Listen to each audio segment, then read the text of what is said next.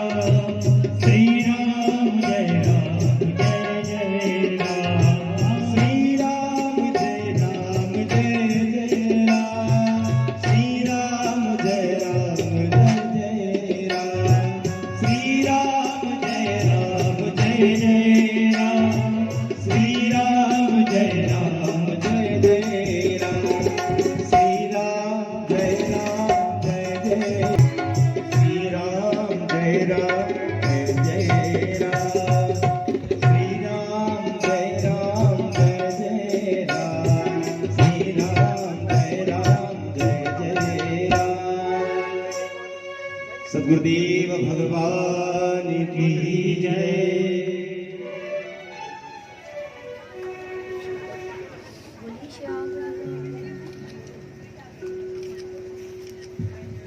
हरे कृष्णा हरे कृष्णा हरे कृष्णा हरे कृष्णा ओम ओम ओम। आइए हम सब मिलकर के भगवान के पावन पतित चरणों का और आश्रय लें, भगवान का ध्यान करें और भगवान से प्रार्थना करें, हे गोविंद हमें आपकी लीलाओं का केवल श्रवण पान ही नहीं हो, आपका लीलाओं का हम दर्शन कर सके। इसी भगवान के चरणों में हम सब मिलकर के प्रार्थना करते हैं। सब आंखें बंद कर हाथ जोड़ भगवान के चरणों में प्रणाम करते हुए प्रार्थना करेंगे।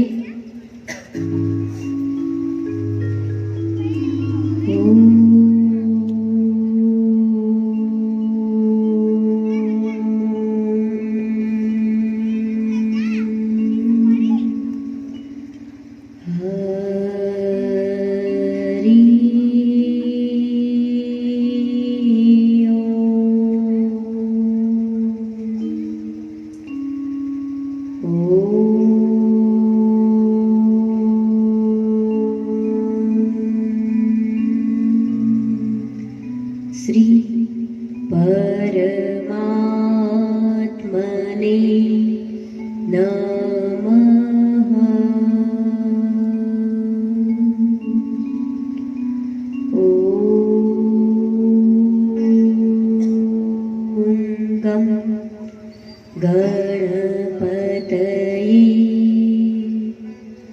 नमो नमः।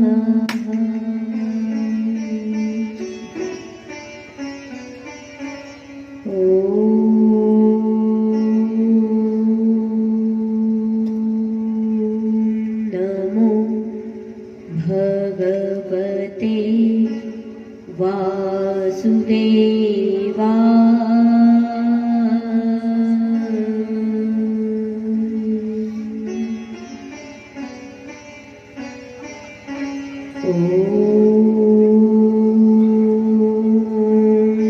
भागवत महापुराणाय नमो नमः।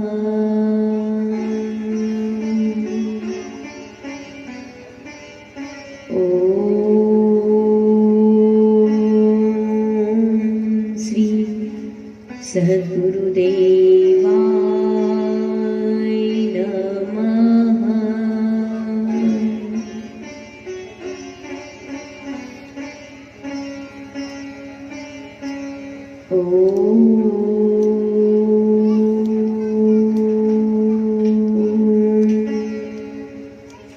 श्रीकृष्ण शरणं मम।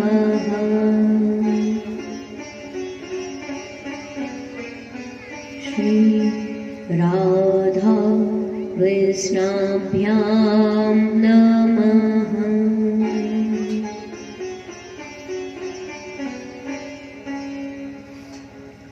ॐ अज्ञानतिमिरान्धस्य ज्ञानाञ्जनशलाकया चक्षुरुन्मीलितं येन तस्मै श्रीगुरुवे नमः। नमः ॐ विष्णुपादाय कृष्णप्रेष्ठाय भूतले श्रीमते भक्तिवेदान्त स्वामिनिति नामिने। नमस्ते सारस्वते देवे गौरवाणी प्रचारिणे निर्विशेष शून्यवादी पाश्चात्यदेशतारिणे।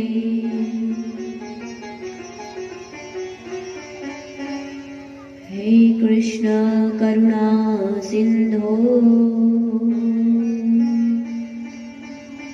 दीनबन्धो जगत्पते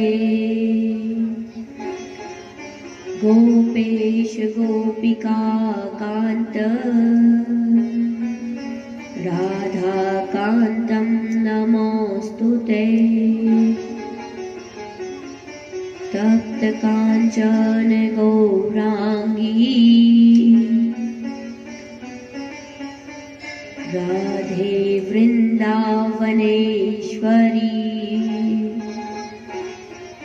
वृषभानुसुते देवी प्रणमामि हरिप्रिये।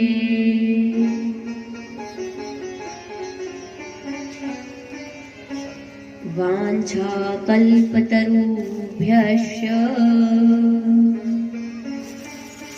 कृपा सिन्धुभ्य एव च पतितानां पावनेभ्यो समस्त ब्राह्मण देवताओं को सादर वंदना अभिनंदन। वैष्णवेभ्यो नमो नमः। नारायणं नमस्कृत्यं नरं चैव नरोत्तमं देवीं सरस्वतीं व्यास ततो जयमुदीरये।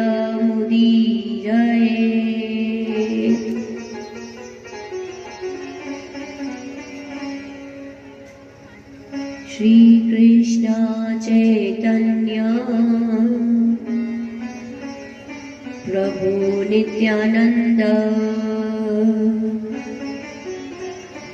श्री अद्वैत गदाधर श्रीवासादि गौर भक्त वृंद।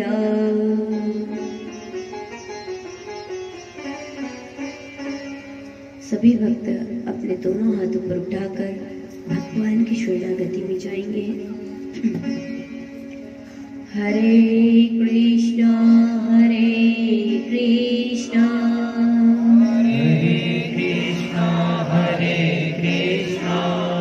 कृष्ण कृष्ण हरे हरे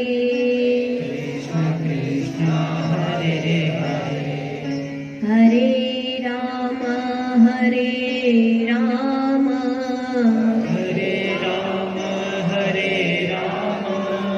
राम राम हरे हरे हरे कृष्ण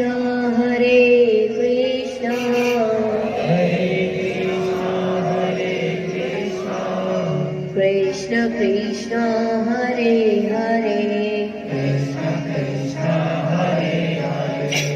हरे राम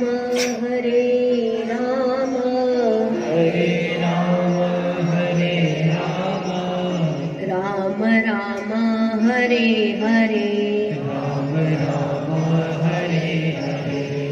हरे कृष्ण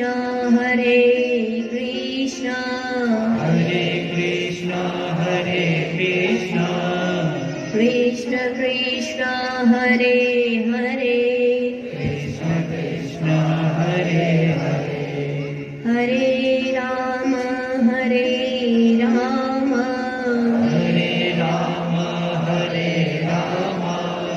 राम राम हरे हरे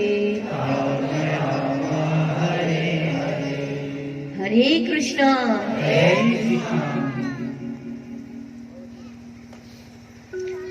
श्री भक्त शिरोमणि हनुमान जी महाराज के चरणों में कोटि कोटि प्रणाम। श्री रामचंद्र जी महाराज के चरणों में कोटि कोटि प्रणाम। आइए हम सब मिलकर के कुछ देर भगवान नाम का उच्चारण करते हैं, पावन नाम का संकीर्तन करते हैं। श्री राधावर कुंज बिहारी मुरलीधर गोवर्धन धारी। श्री राधावर कुंज बिहारी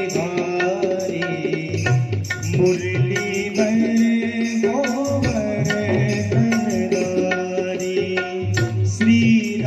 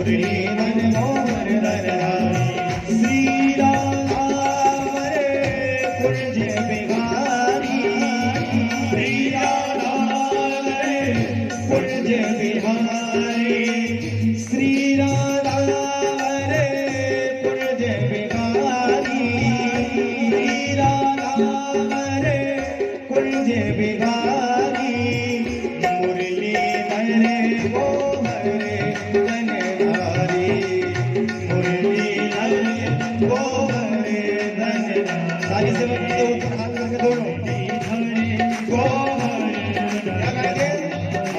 श्री राधावर कुंज बिहारी मुरलीधर गोवर्धन धारी श्री राधावर कुंज बिहारी मुरलीधर गोवर्धन धारी श्री राधावर कुंज बिहारी मुरलीधर गोवर्धन धारी श्री राधावर कुंज बिहारी मुरलीधर गोवर्धन धारी मुरलीधर गोवर्धन धारी मुरलीधर गोवर्धन धारी मुरलीधर गोवर्धन धारी मुरलीधर गोवर्धन धारी श्रीधर गोवर्धन धारी श्रीधर गोवर्धन धारी श्री राधावर कुंज बिहारी मुरलीधर गोवर्धन धारी श्री राधावर कुंज बिहारी मुरलीधर गोवर्धन धारी मुरलीधर गोवर्धन धारी मुरलीधर गोवर्धन धारी मुरलीधर गोवर्धन धारी मुरलीधर गोवर्धन धारी श्री राधावर कुंज बिहारी मुरलीधर गोवर्धन धारी श्री राधावर कुंज बिहारी मुरलीधर गोवर्धन धारी श्री राधावर कुंज बिहारी मुरलीधर गोवर्धन धारी श्री राधावर कुंज बिहारी मुरलीधर गोवर्धन गोविंद मेरो रे गोपाल मेरो रे मेरो रे गोपाल मेरो रे गोविंद मेरो रे गोपाल मेरो रे गोविंद मेरो रे गोपाल मेरो रे वो तो मांगे बिहारी नंदलाल मेरो रे वो तो मांगे बिहारी नंदलाल मेरो रे मांगे बिहारी नंदलाल मेरो रे वो मांगे बिहारी नंदलाल मेरो रे गोविंद मेरो रे गोपाल मेरो रे गोविंद मेरो रे गोपाल मेरो रे गोविंद मेरो रे गोपाल मेरो रे गोविंद मेरो रे गोपाल मेरो रे वो तो मांगे बिहारी नंदलाल मेरो रे वो तो मांगे बिहारी नंदलाल मेरो रे तो मांगे बिहारी नंदलाल मेरो रे वो तो मांगे बिहारी नंदलाल मेरो रे आनंद नहीं आया जरा भाव से सारी सेवा करते हुए गोविंद मेरो रे गोपाल मेरो मेरो रे गोपाल मेरो रे वो तो मांगे बिहारी नंदलाल मेरो रे वो तो मांगे बिहारी नंदलाल मेरो रे गोविंद मेरो रे गोपाल मेरो रे गोविंद मेरो रे गोपाल मेरो रे गोविंद मेरो रे गोपाल मेरो रे गोविंद मेरो रे गोपाल मेरो रे गोविंद मेरो रे गोपाल मेरो रे गोविंद मेरो रे गोपाल मेरो रे गोविंद मेरो रे गोपाल मेरो रे गोविंद मेरो रे गोपाल मेरो रे गोविंद मेरो रे गोपाल मेरो रे गोविंद मेरो रे गोपाल मेरो रे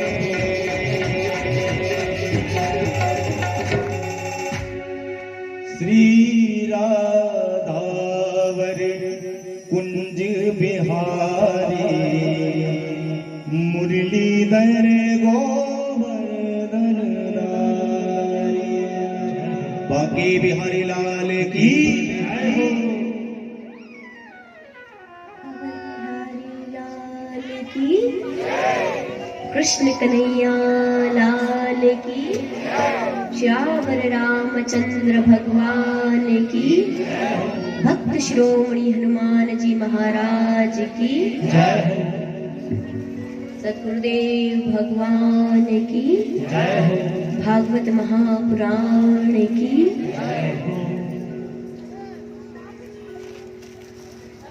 गोविंद मेरो है, गोपाल क्या सबूत?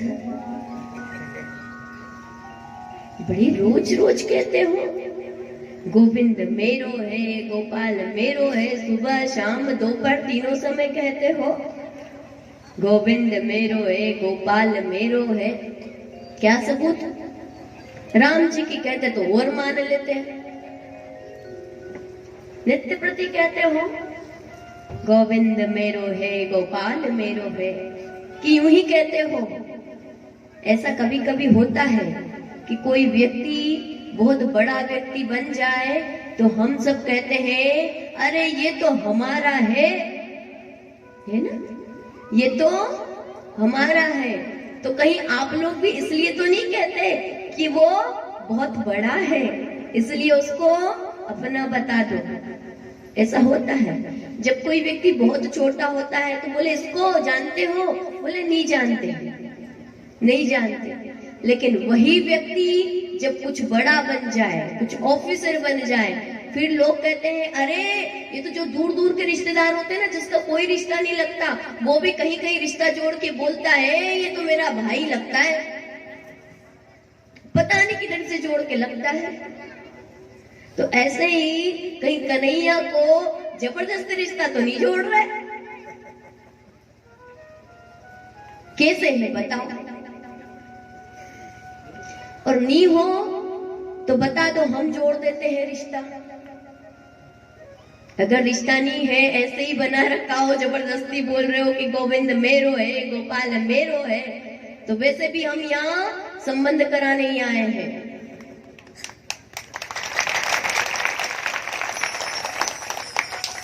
भागवत का अर्थ ही होता है संबंध कराना, भक्त का भगवान से संबंध कराना ही तो भागवत है। तो अगर संबंध नहीं है तो करा देते हैं। अब तक आप सब क्या हो? अवधवासी। अब तक क्या थे? अवधवासी थे ना। आज हम आप सबको ब्रजवासी बना देते हैं। आज से आप सब क्या हो? क्या हो? तो ब्रजवासी का कन्हैया क्या लगता है? किसी का लाला लगता है, किसी का कन्हैया लगता है, किसी का स्वामी लगता है, किसी का छोरा लगता है, और किसी के लिए चोर लगता है, किसी के लिए क्या लगता है? ब्रजवासी का एक एक छोटे से लेकर तो बच्चे, बड़े बच्चे तक का भगवान सब कुछ है। उनका सखा भी वही, माता भी वही, पिता भी वही, पुत्र भी वही, कन्हैया, लल्ला, सखा सब कुछ वही है। तो एक एक ब्रजवासी, बात किसी की नहीं हो रही, या स्त्री और पुरुष की नहीं हो रही, गोपिकाएं और गोप की नहीं हो रही, यहाँ पर गोप बालकों की बात नहीं हो रही। जो बालक है वो भी कहते हैं कन्हैया ही हमारा माता है, कन्हैया ही हमारा पिता है, कन्हैया ही हमारा गुरु है, और कन्हैया ही हमारा धन है। गोपियां कहती है कन्हैया हमारा पुत्र, पति सब है। क्यों? क्योंकि वो उनको सभी रूप में कन्हैया एक है, लेकिन अलग अलग रूपों में दिखाई देता है और अलग अलग लीलाएं करता है। सब प्रकार का आनंद भगवान प्रदान करते हैं, क्योंकि वो एक होकर के भी अनेक हो सकता है। हम एक हैं, हम अनेक नहीं हो सकते, लेकिन वो एक होकर के भी अनेक हो सकता है और आनंद प्रदान कर सकता है। तो अब चले ब्रज में। ब्रज में चलने की जरूरत कहाँ रही? ब्रजवासी तो यहाँ आ गए, और जहां ब्रजवासी वहां कौन? कौन? बोलो तो सही, ये माताओं ने तो बोला, अब इनका कन्हैया हो जाएगा, फिर हमसे मत कहना कि गलती हुई। किसका? कौन है ब्रजवासी? ब्रजवासी का कौन है? हाँ, तो क्या बोलना पड़ेगा? हरे कृष्णा, हरे कृष्णा। अब हम सब मिलकर के नंद बाबा के गांव में प्रवेश करते हैं। देखिए, नंद बाबा के गांव में अभी तक किसी को पता नहीं है कि कन्हैया का प्राकट्य हो चुका है। किसी को भी पता नहीं है। आप सब कहेंगे कि अगर किसी को पता नहीं है तो फिर कल जो उत्सव मनाया था उसका क्या? कल तो उत्सव मनाया था, सबने नृत्य किया था कन्हैया के प्राकट्य उत्सव का, और कहाँ मनाया था? नंद बाबा के महल में।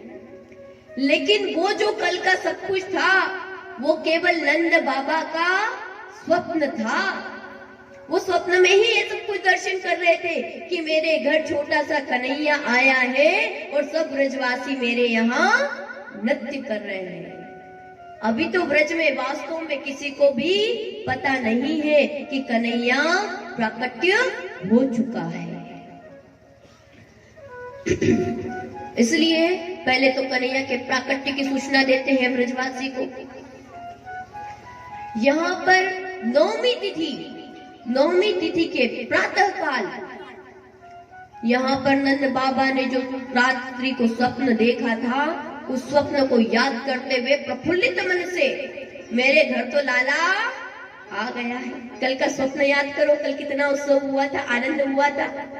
तो उसी को याद करते हुए नंद बाबा घूम रहे हैं और गौशाला की ओर जाते हैं और गौ माता की सेवा करते हैं। अब नंद बाबा तो गौ माता की सेवा कर रहे हैं और सोचते भी जा रहे हैं, लाला भयो ना आए न जाने कब होएगो, लाला तो भयो ना आए न जाने कब होएगो। एक ही बात, किसी बात की चिंता हो या कोई बात की खुशी हो तो वही चलती है कि नहीं, मन में चलती है कि नहीं? तो वही नंद बाबा के मन में चल रही है कि अब तक तो कन्हैया हुआ नहीं है, अब तक तो लाला हुआ नहीं है, लेकिन न जाने कब होएगा। इतने में सुनंदा ने सोची कि रोज तो यशोदा मैया जल्दी जग जाया करे, आज क्यों ना आए जगी। और ये सुनंदा कौन है? नंद बाबा की छोटी बहन। ये आई और इसने सोचा कि यशोदा रानी को कई दिनों में, कई वर्षों में बालक होने को जा रहा है, तो नंद रानी मुझे खूब सारा धन देगी। और सबसे बड़ी बात तो क्या, नंद रानी के गले में जो 9 लख का हार है, पहले तो मैं सेवा करूंगी और अगर नंद रानी खुश हुई, उनके यहाँ लाला हुआ, तो उनके गले का जो 9 लख का हार है वो मुझे ही मिलेगा। इसलिए सेवा के लिए सुनंदा 6 महीने पहले ही आ गई और आज सोचने लगी कि नित्य नंद रानी जल्दी जाग जाती है, आज क्यों नहीं जगी। तो सुनंदा दौड़ी नंद रानी के महल में गई और वहां जाकर के देखा तो क्या देखा, कन्हैया के दर्शन हो गए। बोले बाल कृष्ण लाल की, गोपाल कृष्ण भगवान की। अब जैसे ही जब कोई भगवान का दर्शन कर ले तो क्या होता है, कहते हैं ऐसे तो भगवान का दर्शन होता नहीं है, और अगर दर्शन हो जाए तो व्यक्ति बावरा हो जाता है, पागल हो जाता है। यही कार्य सुनंदा के साथ भी हुआ। सुनंदा दौड़ी जाती है, दौड़ी पूरे महल में घूम रही, इधर जाए उधर जाए, समझ ही नहीं आए किधर जाए। इधर दौड़े, कभी इधर दौड़े, हाथ में थाली ली और बजाते फिरे, बधाई हो बधाई हो बधाई हो बधाई हो। बधाई देती है। गोपियां कहते हैं अरे किस बात की बधाई, बोले बस बधाई हो बधाई हो, और दौड़ी चली जा रही है। दौड़ी गौशाला में गई। गौशाला में नंद बाबा को कहती है अरे बाबा बधाई हो। नंद बाबा बोले बावरी क्यों है रही है, बता तो सही, क्या बात की बधाई। अरे बाबा, तूने जो ब्राह्मण जी में आए, तूने जो तपस्या करी, तूने जो यज्ञ करे, वाको फल आज तेरे घर भयो है, नंद के लाला भयो है। बोलिए नंद के लाला की। नंद घर आनंद भयो, जय कन्हैया लाल की। नंद घर आनंद भयो, जय कन्हैया लाल की।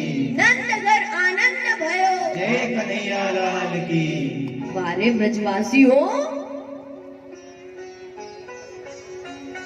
ब्रजवासी बना दिया मुफ्त में। इसलिए ठाकुर अपनी भक्ति नहीं देखता सरलता से कि बना तो दे, लेकिन ये जीव ऐसा का ऐसा ही रहे, ऐसा भी नहीं हो। यहाँ पर सबको खूब प्रसन्नता हुई।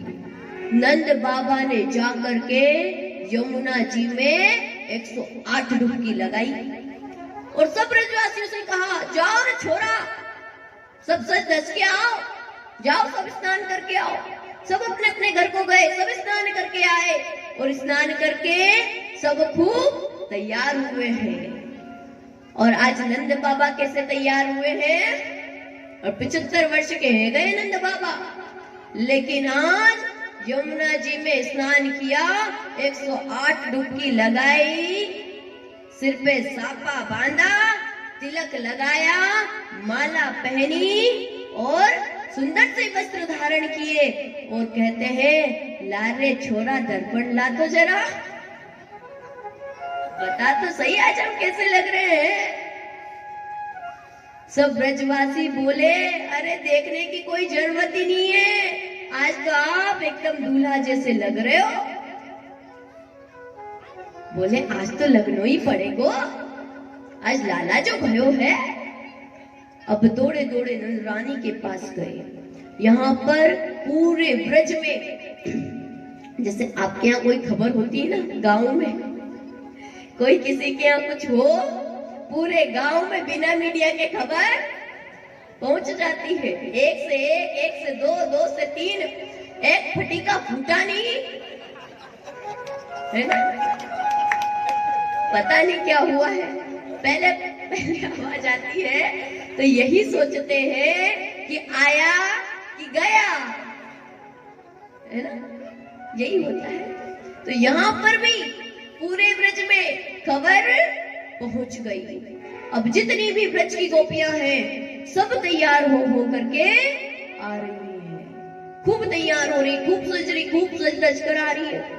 और मानो उन गोपियों ने जैसे ही खबर सुनी कि नंद के यहाँ लाला भयो है, तो उनके अंग अंग पुलकित हो गए, आनंदित हो गए, और मानो प्रत्यंग अंग अपने आप को कह रहा हो कि आज मैं धन्य हूँ। कान कहते हैं, अरे मैं श्रेष्ठ हूँ, क्यों? मैं नहीं होता तो खबर कहां से आती? मैं नहीं तो हूँ, मैं तो हूँ जिससे खबर पता चली।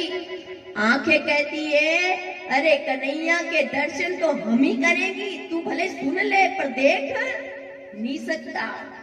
हाथ कहते हैं, छुएंगे तो हम ही कन्हैया को पकड़ेंगे तो हम, स्पर्श तो हम करेंगे। पैर कहते हैं, अगर मैं नहीं जाऊं तो, मैं लेके नहीं जाऊंगा तो क्या करूंगा? सब सब सब पुलकित हो रहे हैं। अब सारी की सारी गोपियां 16 श्रृंगार करके जा रही हैं। गोपियां, युवतियां, बालक, वृद्ध सब सज धज कर जा रहे हैं। अब वृद्धा माताएं सोचे कि यही तैयार होए, हर उत्सव में ये तैयार होती हैं, लेकिन कन्हैया तो सबका है। कहते हैं ना, भक्ति कभी वृद्ध नहीं होने देती। भक्ति से उम्र का कोई संबंध नहीं है। भगवान के लिए आप कभी भी तैयार हो सकते हो, किसी भी उम्र में हो, लेकिन भक्ति वृद्ध ही नहीं होने देती। तो 85 वर्ष की मैया है, 95 वर्ष की मैया है, खूब सज धज करके आ रही है, खूब अब सबकी सब गोपियां आई, सारे ब्रजवासी आए। अब जितने भी ब्रजवासी थे वो तो अंदर महल में प्रवेश नहीं कर सके और गोपियां सब अंदर जा रही हैं। ब्रजवासी तो बाहर ही क्या कर रहे हैं? फूल फेंक रहे हैं, नृत्य कर रहे हैं और गा रहे हैं, बजा रहे हैं और क्या कर रहे हैं? अबीर गुलाल उड़ा रहे हैं और माखन के गोला बना लिए। अब देखो पुरुषों का जो है उत्सव मनाने का तरीका अलग होता है। यहाँ पर इन्होंने माखन के आधा आधा किलो के गोले बनाए और एक दूसरे के ऊपर फेंक फेंक के मारे। इस प्रकार से ब्रजवासी उत्सव मना रहे हैं और माताएं तो सीधे कि इनको मनाने दो उत्सव, अपन तो कन्हैया के दर्शन करेंगे, कन्हैया को गोद में लेंगे। पुरुष कहते हैं अभिमान को, अभिमान के वश आपको पुरुषत्व का अभिमान होता है, इसलिए कथा में नृत्य नहीं कर पाते। आधे से ज्यादा तो अभिमान में ही बैठे रहते हैं, शर्म आए, है ना? इस चक्कर में नृत्य भी नहीं कर पाते, वंचित रह जाते हैं। वहां पर भी उस अभिमान के कारण ये सब ब्रजवासी तो बाहर रह गए, गोप तो बाहर रह गए, लेकिन गोपिकाएं तो सीधी घुसी चली जा रही हैं और जाते हुए नृत्य करती हुई जाती हैं और कहती हैं यशोदा रानी आज तो हम खूब बधाई गाएंगी और आज तो खूब नृत्य करेंगी। यहाँ पर मैया ने कही खूब नाचो खूब गाओ और मैया भी खूब लुटाने लगी। आइए हम सब मिलकर के यशोदा रानी को बधाई देते हैं। माताएं आपको अच्छे से बधाई देनी है। ये तो पुरुष है, ये अभिमान है, इनको कोरा ही रहने दो, इनको फिर से जन्म लेना पड़ेगा। लेकिन आप कंजूसी मत करना, खूब अच्छे से सुंदरता के साथ आनंद के साथ लाला जायोगे यशोदा ने लाला जायोगे, लाला जायोगे यशोदा ने लाला जायोगे। ब्रज में है रही जय जयकार, नंद घर लाला जायोगे।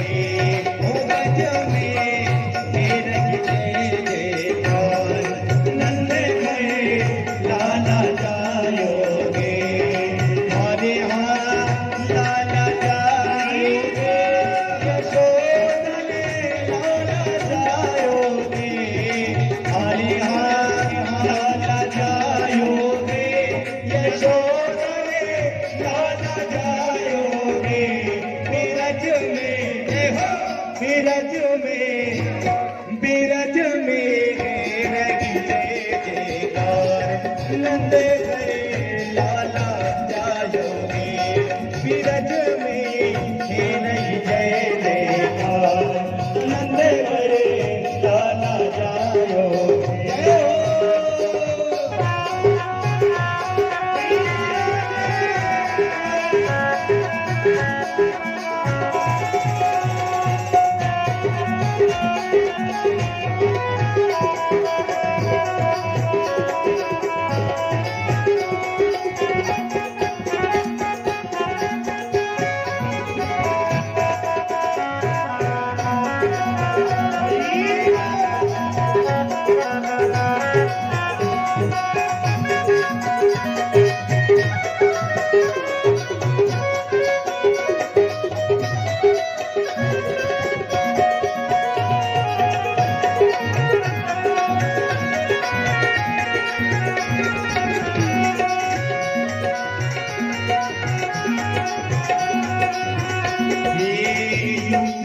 यूथ नंद घर आए, यूथ नंद घर आए।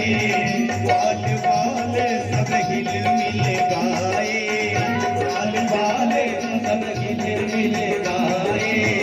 यूथ नंद घर आए, यूथ नंद घर आए।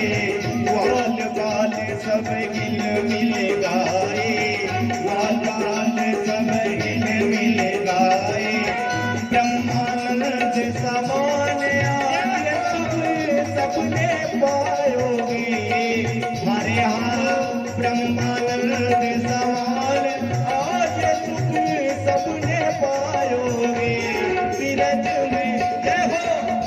बिरज में रही जय जयकार नंद करे लाला जायोगे बिरज में रही जय जयकार नंद करे लाला जायोगे।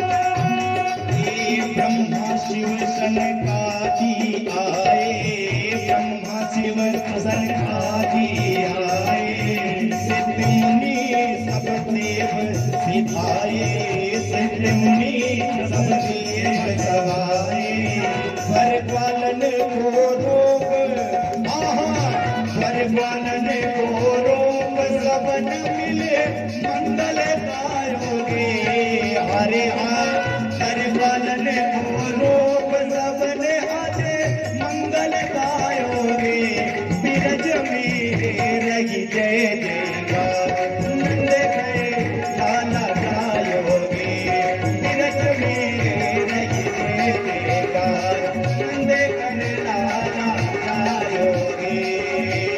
चलो देख आए नंद करे लाला हुआ चलो देख आए नंद करे लाला हुआ लाला हुआ रे ब्रजवाला हुआ लाला हुआ रे ब्रजवाला हुआ चलो देख आए नंदे घरे लाला हुआ चलो देख आए नंदे घरे लाला हुआ देखो भक्तों का रखवाला हुआ देखो भक्तों का रखवाला हुआ ये ब्रह्मानंद समाने आज तुम सबने पायोगे हरे हार ब्रह्मानंद समान आज तुम सबने पायोगे बिरज में रही जय जयकार नंद करे लाला जायोगे बिरज में रही जय जयकार नंद करे लाला जायोगे।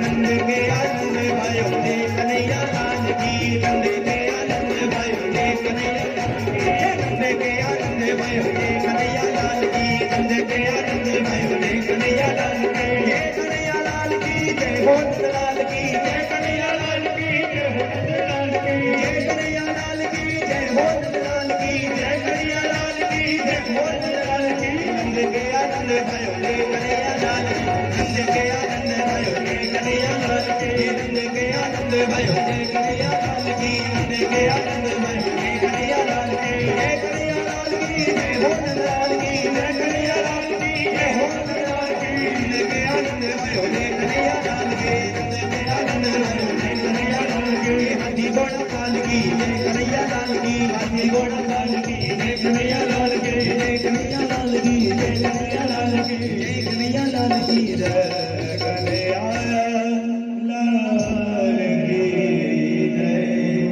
बोलो नंद के लाला की जय हो।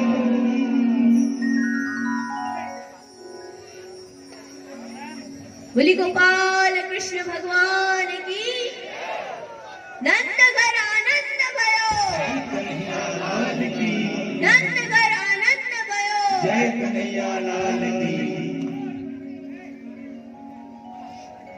ऐसा आनंद हुआ ऐसा आनंद कि तीनों लोकों में कहीं भी नहीं। आनंद आया कि नहीं आया? इससे कई गुना बढ़ करके ब्रजवासी आनंदित हुए और आनंद को मनाने लगे, आनंद उत्सव मनाने लगे। लेकिन जब आनंद उत्सव मनाया तो आनंद उत्सव कितने दिन चले? ज्यादा दिन भी चला सके, पर अपने पास समय ही नहीं है, अपन कलयुगी लोग। तो यहाँ पर तो आनंद खूब चला ब्रज में। तो यहाँ पर नंद बाबा ने सोची कि अब मुझे मथुरा जाना है, क्योंकि मथुरा में जो कंस है, जो भगवान कृष्ण के मामा है, वो कौन है? बड़े राजा है, तो उनको कर भी देना रहता है। इसलिए यहाँ से नंद बाबा सारे गोपों को छोड़ करके कि अभी तुम संभालो सारा काम, मैं जाता हूँ कंस के पास। नंद बाबा कंस के पास गए। यहाँ पर जब कंस को पता चला, मथुरा में हम सब चलते हैं, मथुरा के भी तो हाल जाने है ना, क्योंकि हम तो ब्रज में है और ब्रज में तो गोकुल भी है तो मथुरा भी है। क्योंकि अगर हम ब्रज में नहीं रह के केवल गोकुल में रहेंगे तो वृंदावन कौन जाएगा? वृंदावन भी तो जाना है। इसलिए अब हम सब कहाँ चलते हैं? मथुरा में। मथुरा में क्या हो रहा है? तो जब वसुदेव जी उस कन्या को सिर पर लेकर के आए, जब तक लेकर के आ रहे थे तब तक तो सबके सब सैनिक सोए हुए थे, लेकिन जैसे ही कन्या को लेकर के वहां पर पहुंचे, उस कन्या ने रोना शुरू किया। माया क्या करती है? जहां भी माया रहती है, एक माया ये भी है, तुम जहां माया होती है वहां क्या होती है? शांति हो सकती है ना। तो जहां माया पहुंची और माया पहुंचकर माया ने क्या किया? देखो यहाँ की बात नहीं कर रही, यहाँ तो सब भक्ति स्वरूपा माताएं हैं, यहाँ कोई माया नहीं है, यहाँ सब भक्ति है। लेकिन माया का एक स्वरूप ये भी है, भगवान की माया का। तो यहाँ पर जैसे ही माया पहुंची और माया ने पहुंच करके क्या किया? रोना शुरू किया। और माया ऐसी रोई, ऐसी चिल्लाई, कंस के सैनिक उठे, क्योंकि सब भगवान के आते ही सब सो गए थे, उठे और भागे और चिल्ला करके कंस के पास दौड़े दौड़े गए, महाराज आठवां आ गया, महाराज आठवां आ गया। कंस के तो पसीने छूट गए। आठवां आया, तलवार पकड़ी, 20,000 सैनिक साथ लेके चला, अकेला नहीं गया। 20,000 सैनिक लेके के कारागृह में गया, वसुदेव देवकी जी के पास में गया और क्या किया? लाओ दो, 8वां बालक मुझे दे दो। देवकी मैया और वसुदेव जी बोले कि ये तो कन्या है, कन्या को तो छोड़ दो, कम से कम कन्या को तो मत मारो। कन्या को कौन मारता है? कंस ने भी कहा कि नहीं मारता हूं, चलो छोड़ देते हैं। कंस के मन में भी थोड़ी दया आई। सैनिक बोले आप दयालु हो, इसीलिए तो ये कन्या बन के आई। जानते हैं कि कंस महाराज बहुत दयालु है, देवता सब जानते हैं कि आप बहुत दयालु हो, कन्या समझ के छोड़ दोगे। हो सकता है ये कन्या आपको नहीं मारे, पर ये कन्या का बेटा तो मार सकता है। हो सकता है इस कन्या को कोई पुत्र होगा और वो आपके वध का कारण होगा, इसलिए एक काम करो, आप भी इसे मत छोड़ो। कंस बोला हाँ, तुम लोग मेरा बहुत हित चाहते हो, मेरे हित को जानते हो, सच कहते हो। उसने देवकी मैया के हाथ से उस कन्या को लिया और लेकर के सीला पे पछीट दिया, फेंकने लगा, फेंका। वो कन्या माया थी भगवान की, वो कंस के सिर पर लात मारती हुई आकाश में चली गई। अरे दुष्ट कंस, तू मुझे क्या मारेगा? तुझे मारने वाला तो कब से जन्म ले चुका है, वो आ चुका है। अब कंस का पहले तो थोड़ा कम पसीना आ रहा था, अब पसीना और बढ़ गया कि चलो अभी तो मैं मार देता, लेकिन ये तो आ चुका है और पता नहीं कहाँ है। तो उसने सभा बुलाई, सभा में कंस के जितने भी सैनिक हैं, जितने भी दैत्य हैं, सब दैत्यों को बुलाया, मेन दैत्यों को बुलाया। मेन दैत्य कौन? अरिष्टासुर, धेनुकासुर, वत्सासुर, बकासुर, अगासुर, सब दैत्यों को बुलाया। बोले मुझे मारने वाला जन्म ले चुका है, पहले कौन जाएगा पहले नंबर पे उसको मारने? पुतना बोली ये काम का आप मुझे ही दे दो, ये काम तो मैं ही करती हूँ, क्योंकि अभी अभी जन्मा है, मतलब बच्चा है और मेरा नाम ही पुतना है। क्यों बड़े को भेजना, बड़े बड़े दैत्यों को? मैं ही बच्चों को तो मैं ही मारती हूँ, मुझे ही भेजो। पुतना जाने लगी। उधर अगर गोकुल में प्रवेश करें नंद रानी के महल में, तो सारी गोपियां आ रही है और सारी गोपियां आनंद मना रही हैं। उन सारी गोपियों को नंद रानी जिसको जो चाहिए वो लुटा रही है। कहते हैं नंद स्व आत्मजम उत्पन्ने जात लादो महामना आयु विप्राण वेद ज्ञान समलंकृते है। यहाँ पर नंद बाबा के यहाँ जब भगवान का उत्पन्न प्राकट्य हुआ तो भगवान के प्राकट्य होते ही नंद बाबा महामन वाले हो गए। जब भी किसी के हृदय में भगवान का प्राकट्य होता है ना तो वो मन वाला नहीं रहता, कहते मन वाला नहीं रहता, फिर क्या वो महामन वाला हो जाता है। वो फिर एक को नहीं सोचता, एक उसका नहीं पूरा जगत उसका हो जाता है, वो महामन वाला हो जाता है। यहाँ पर नंद बाबा भी महामन वाले हुए, जो जिसको चाहिए जो लुटा रहे। 2 लाख गाय दान की थी नंद बाबा ने जब भगवान का प्राकट्य हुआ, और एक ऋषि को 10,000 गाय दे दी। वो ब्राह्मण देवता को 10,000 गाय दी तो ब्राह्मण देवता ने लालच में ले तो ली, लेकिन घर में बांधने की जगह नहीं। सो उनकी पत्नी बोली ये 10,000 गाय कहाँ से लिया, इतना बड़ा दानी कौन मिला? बोले नंद बाबा के लाला भयो है ना, वह खुशी में दी। तो वो ब्राह्मणी बोली गाय जाने और आप जानो, मैं तो ये चली। वो भी चल पड़ी। अब इतना आनंद, इतना सब कुछ दान दिया, आनंद रानी ने भी सब कुछ दिया, सब कुछ दे रही है। एक गोपी बोली यशोदा रानी मुझे तुम्हारा न सोने का हार चाहिए न नवरत्न का हार चाहिए, मुझे कुछ नहीं चाहिए, मुझे तो ये कन्हैया ही दे दो।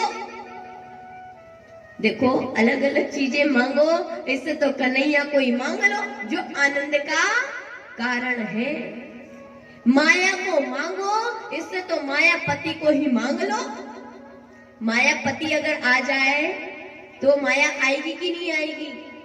माया तो पीछे दौड़ती दौड़ती आएगी, आएगी कि नहीं आएगी? निश्चित रूप से आएगी। तो गोपी ने कहा कि मुझे तो आप क्या करो, इन्हीं को दे दो, कन्हैया को दे दो। यहाँ पर यशोदा रानी ने कहा मेरो थोड़ी है, तुम्हारो सबको तो है, सब लो। क्यों? क्योंकि नंद रानी कहती है, यशोदा जी कहती है कि आप सबने जो व्रत किए, आप सबने जो उपवास किए, उनके फल से मेरे यहाँ लाला हुआ है। और यही तो भक्त की विशेषता होती है कि वो श्रेय किसको देता है? सदैव दूसरों को देता है। नंद रानी ने कन्हैया को गोद में दिया। अब जैसे गोपियों के अंदर खूब आनंद आ रहा, खूब आनंद आ रहा। अब उन्हीं के बीच में, गोपियों के बीच में कौन भी पहुंची? पुतना मौसी। मौसी भी तो आएंगी, अब मामा जी ने भेजी है तो पुतना मौसी आई।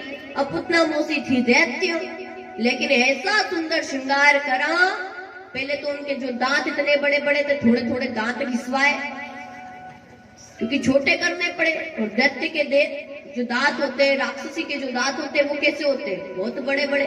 तो दांत घिसवाए और अच्छा सुंदर सा मेकअप करवाया और अपनी हाइट थोड़ी कम करवाई क्योंकि दैत्यों की हाइट बहुत ज्यादा होती। सुंदर श्रृंगार करके आई, एक हाथ में कमल लिए चली आ रही और वस्त्र ऐसे पहने मानो साक्षात लक्ष्मी हो, दिव्य आभूषणों को धारण किया। अगर कोई दैत्य भी हो ना, कोई बुरा व्यक्ति भी हो, लेकिन थोड़ा सा तिलक लगा ले, माला कंठी पहन ले, तो ऐसा लगता है मानो देवता हो, हृदय से प्रणाम होता है।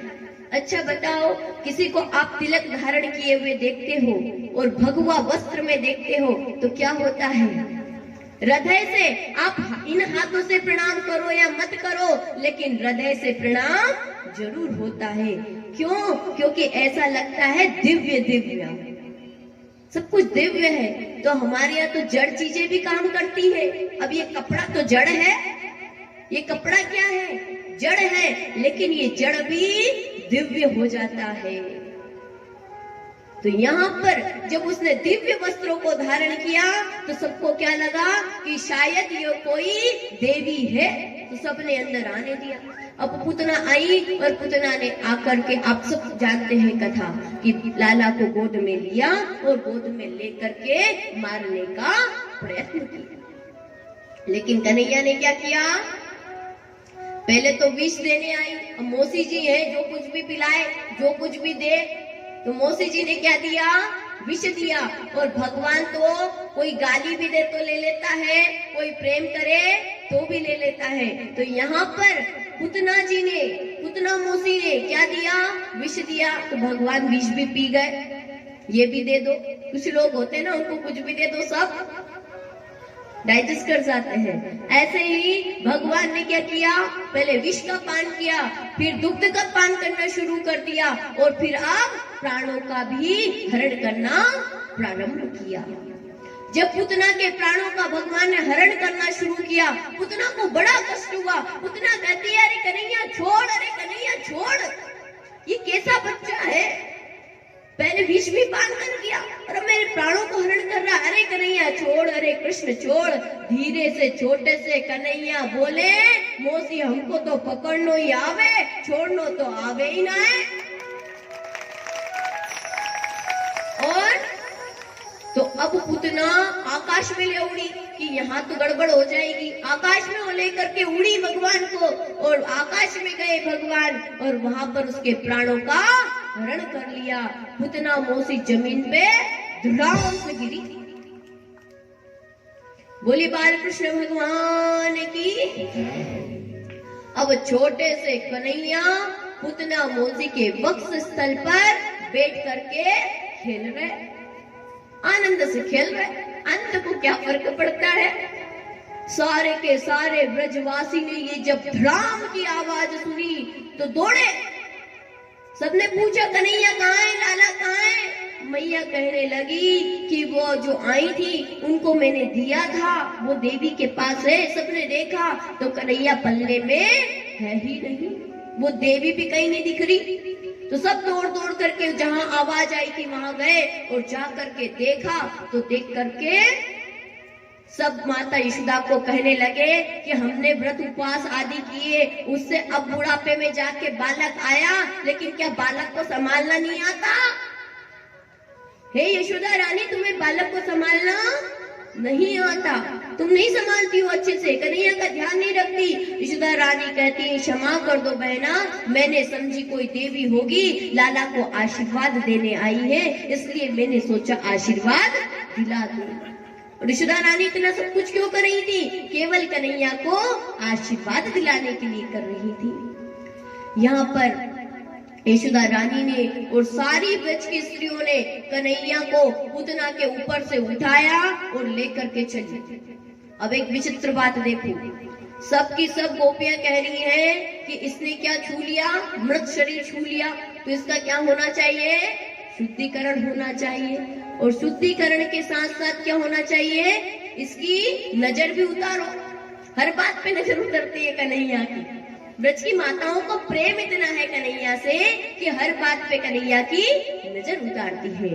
तो सारी की सारी माताएं नजर किससे उतार रही है, गौ माता की पूंछ से। गौ माता के पूंछ से झाड़ा दे रही है। पहले तो कन्हैया को गौमूत्र से स्नान कराया, गौ धूली में रमाया, और फिर जाकर के अब क्या करी है, गौ माता की पूंछ से झाड़ा दे रही है। और झाड़ा देते हुए क्या कहती है, इंद्रियाणी ऋषिकेश प्राणान नारायणो अवत। क्या कहती है कि इंद्रियां जो है, इंद्रियों की रक्षा कौन करे, ऋषिकेश भगवान करे। हाथ जोड़ते हुए भगवान से प्रार्थना करती जा रही है, हे भगवान, हे ऋषिकेश भगवान, आप हमारे लाला की इंद्रियों की रक्षा करो। अब ये बताओ, ऋषिकेश है कौन, ऋषिकेश कौन, स्वयं भगवान श्री कृष्ण। फिर कहते हैं नारायण प्राणान अवत, प्राणों की रक्षा कौन करे, नारायण भगवान करे। और फिर आगे कहते हैं क्रीडंतम पातु गोविंद और शयनम पातु माधव, मेरे लाला की खेलते हुए रक्षा कौन करे, गोविंद करे और मेरे लाला की सोते हुए रक्षा माधव करे। इस तरह से बोलती है। बार बार जब इस तरह से कहती है तो भगवान का एक भक्त कहता है, देखो कन्हैया, आप ही का नाम और आप ही को झड़ा दिया जा रहा है, आप ही के नाम से। इसका मतलब तो यह है आपकी नजर भी आपके नाम से उतरती है। इसका सीधा सा एक ही तात्पर्य है कि आपका नाम आपसे भी बढ़कर है। अब अगर कन्हैया को खुद की भी नजर उतारनी हो, भगवान को खुद को भी नजर लग गई हो, तो किससे उतार रही है? भगवान के ही नाम से उतर रही है। अगर भगवान के ही नाम से नजर उतरती है, इसका मतलब ये है कि भगवान से भी बड़ा भगवान का नाम है, जो भगवान की भी नजर उतारता है। अब यहाँ पर गोपियों ने जब भगवान की नजर उतार दी और लेकर के गई, अब गोपियां सब अपने अपने घर को गई है। लेकिन कुछ ही देर में कंस मामा पूतना मौसी को केवल भेज के तो संतुष्ट नहीं हो सकते थे, तो मामा जी ने दूसरा खिलौना भेजा है कन्हैया के लिए। अब कन्हैया के लिए तो खिलौने ही है, सब दैत्य क्या है, केवल खिलौने मात्र है। दूसरा, अब कुछ ही दिनों में भगवान ने क्या किया, मैया ने उनको कन्हैया को दुग्ध पान कराया, स्तनपान कराया और कन्हैया को किसमें, पलने में सुला दिया। अब जब कन्हैया को पलने में सुलाया तो कन्हैया सोए सोए माता देख रही थी, कन्हैया को निहार रही थी। माताओं की आदत होती है ना, बच्चा सो जाए फिर भी उसको देखती रहती है। तो मैया भी कन्हैया को देख रही थी। इतने में कन्हैया ने एक पलटी खाई, बस मैया तो फिर बावरी हो गई। आज तो मेरे कन्हैया ने क्या किया, पलटी खाई। आज मेरे कन्हैया ने करवट ली, तो क्या होगा, उत्सव होगा। सारे ब्रजवासियों को बुलाया, सबका भोजन मेरे घर पे। आज किसी के यहाँ कुछ नहीं होगा, आज सब कुछ मेरे ही घर पे होगा। आज सब फिर से आ जाओ। सब ब्रजवासी तो मौका ही ढूंढते कि कब कन्हैया का दर्शन करने को मिले, क्योंकि सब ऋषि मुनि और हजारों हजारों वर्षों की तपस्या करी, तब जाकर के भगवान से प्रार्थना करी कि हमारा तपस्या से काम नहीं बन रहा। आप तो एक काम करो, जब राम जी जाते थे ना, राम जी जब वन में गए थे तो दंडकारण्य वन में जितने भी ऋषि मुनि थे वो कहते, भगवान तपस्या करते करते तो ये जीवन क्या कई जन्म निकल चुके, न जाने कब हम आपको पाएंगे। आप तो ऐसी कृपा करो कि हम आपको यूं ही प्राप्त कर जाए, आपके सगुण रूप में हमारा मन लग जाए। तो वो सबके सब जो ऋषि हैं वही गोपिकाएं बनकर के आए हैं और अब वो भगवान को देखने का एक भी मौका नहीं छोड़ते, सबके सब वापस आ गए। तो मैया ने सोची कि मैं सब ब्रजवासियों का स्वागत करूंगी कि कन्हैया को रखूंगी। इसलिए कन्हैया को क्या किया, बाहर गाड़ी में छकड़े के नीचे एक छोटा सा पलना और पलने में कन्हैया को सुला दिया। अब जब कन्हैया को पलने में सुला दिया तो कन्हैया और सारे ब्रजवासी जो बच्चे खेल रहे थे, गोप बालक, उनसे कहा कि कन्हैया का ध्यान रखो। मैया उत्सव में लग गई। उसी समय आया सक्तासुर। ये सक्तासुर कौन है? ये सक्तासुर है हिरण्यकश्यप का पुत्र उत्कच, और यही आया है सक्तासुर बनकर के। इसे लोमस नाम के ऋषि ने श्राप दिया था कि तुम जो है जड़ की भांति रहते हो, तुम ऐसे के ऐसे खड़े हो जैसे तुम्हारी कोई देह नहीं है।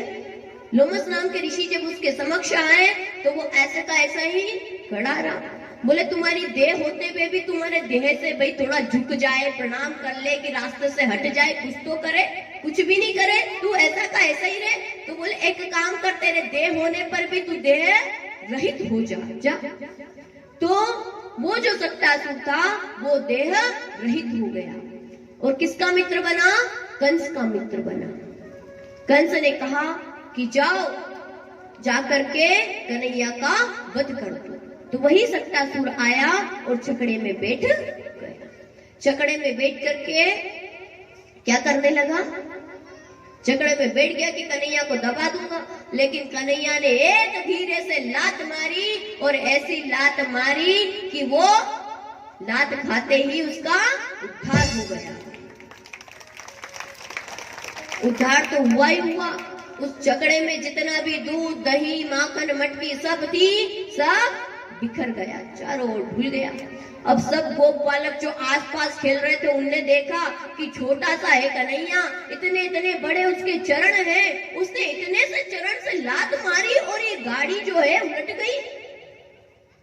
तो सब गोप बालक करे, अरे मैया तेरा ये कन्हैया तो जादूगर है, अरे मैया ये तेरा कन्हैया तो जादूगर है। मैया बोली, चुप रहो दारी के, मेरे कन्हैया को जादूगर बता रहे हो, ये गलत बात है। क्यों? क्योंकि मेरे कन्हैया को जादूगर बताओगे अभी से इसने, अरे मैया है ये जादूगर, इसने लात मारी और गाड़ी ने पलटी खा ली। बोले और कोई बात होगी? बोले इसने पुतना भी मारी थी, हमने देखा था, ये आसमान में पुतना को लेके जा रहा था, पुतना इसको लेके नहीं जा रही थी। बोले मेरे कन्हैया की ऐसी वैसी बातें मत फैलाओ, नहीं तो इसका विवाह नहीं होगा। और मैया ने फिर से कन्हैया को गोद में ले लिया। अब तीसरी बार अभी भी कंस मामा को चैन नहीं मिली, तो अब किसको भेजा? कंस मामा ने क्या भेजा? बच्चों के लिए गाड़ी लाते हो ना, ताकि वो थोड़ा बहुत इधर उधर घूम सके। लेकिन ये तो कृष्ण भगवान के मामा है, तो बड़ी चीज भेजेंगे, छोटी नहीं भेजेंगे। तो क्या भेजा? क्या भेजा जानना है?